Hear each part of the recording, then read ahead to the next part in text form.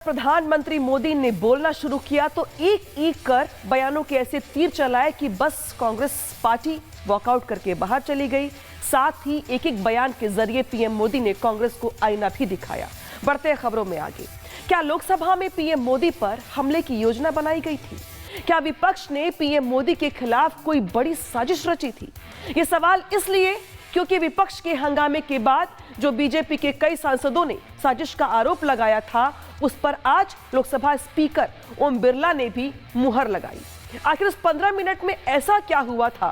Speaker को अचानक सदन को स्थगित क्यों करना पड़ा और आखिर ये हालात क्यों बने, सब कुछ समझाएंगे आपको इस रिपोर्ट के जरिए।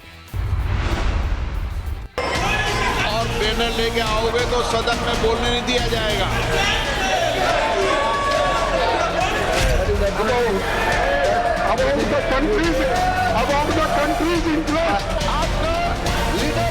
मेरे पास पुख्ता ऐसी जानकारी आई कि कांग्रेस पार्टी के कई सदस्य माननीय प्रधानमंत्री जी के आसन पर पहुंचकर कोई भी अप्रत्याशित घटना कर सकते। हम हटा रहे थे तो भी हट भी नहीं रहे थे, क्या बोला नहीं हम खड़े रहेंगे। इसका मतलब इन्होंने समझा कि सत्ता हमारी बपोती है। क्या कांग्रेस यही चाहती है कि जनता के जुड़े हुए मुद्दे हम ना उठा सकें? क्या कांग्रेस यही चाहती है कि प्रधानमंत्री जी अपनी बात ना रख पाए? ये तो अबोध बालक की तरह कर रहे हैं। हंगामा एक पार्टी की वजह से और एक व्यक्ति की वजह से, नेता प्रतिपक्ष की वजह से जिस तरीके से सदन का माहौल खराब हुआ है, मैं ये मानता हूं कि एक गलत परंपरा की भी शुरुआत है।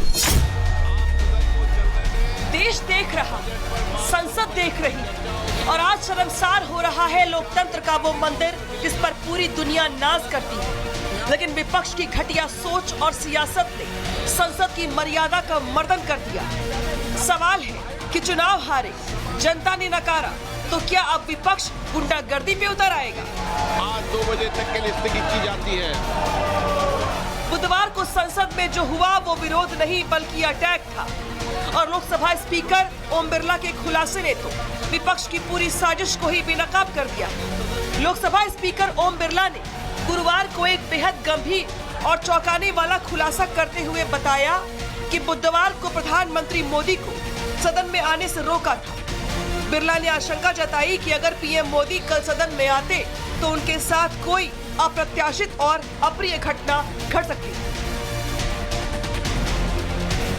मेरे पास पुख्ता ऐसी जानकारी आई कि कांग्रेस पार्टी के कई सदस्य माननीय प्रधानमंत्री जी के आसन पर पहुंचकर कोई भी अप्रत्याशित घटना कर सकते। ये दृश्य मैंने सदन में देखा भी सही।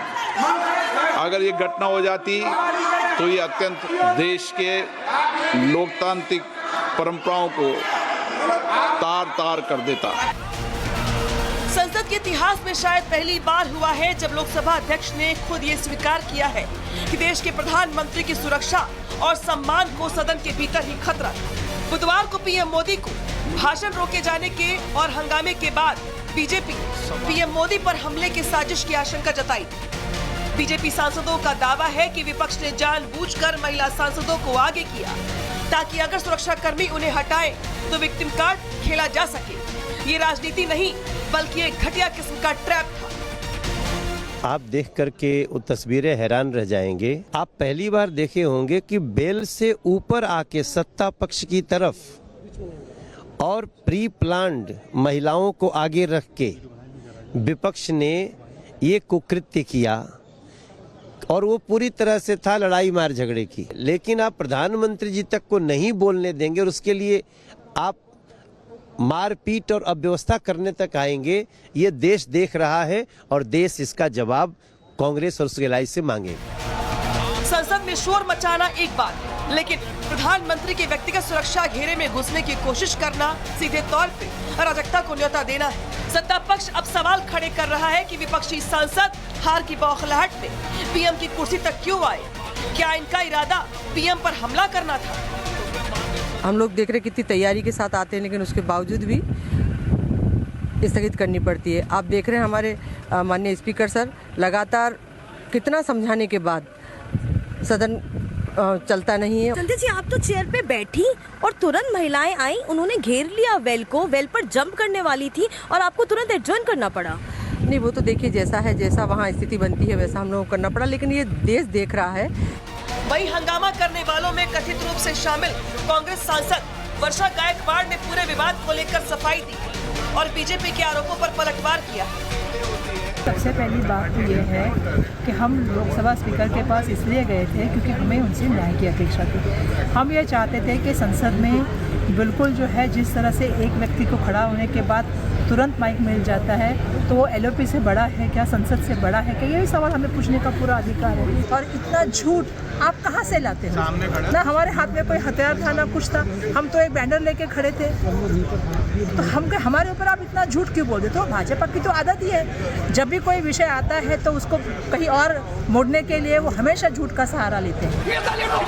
कांग्रेस का तर्क है कि उनके नेता राहुल गांधी को बोलने का मौका नहीं दिया जा रहा। राहुल गांधी ने खुद पूर्व आर्मी चीफ की किताब का हवाला देते हुए पीएम को चुनौती दी, लेकिन क्या विरोध के नाम पर प्रधानमंत्री की सुरक्षा और सदन की गरिमा से खिलवाड़ जायज है?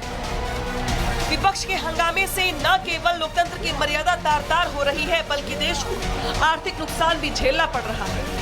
बजट सत्र में कई अहम बिल पर चर्चा होनी है और कई बिल पास होने हैं। विपक्ष को समझना होगा कि सदन जनता के टैक्स के पैसों से चलता है, उनके अहंकारी हंगामे से नहीं।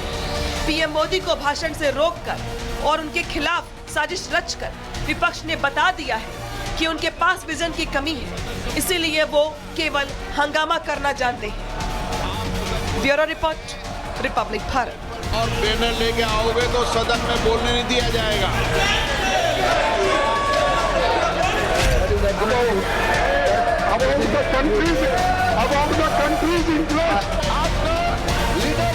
मेरे पास पुख्ता ऐसी जानकारी आई कि कांग्रेस पार्टी के कई सदस्य माननीय प्रधानमंत्री जी के आसन पर पहुंचकर कोई भी अप्रत्याशित घटना कर सकते।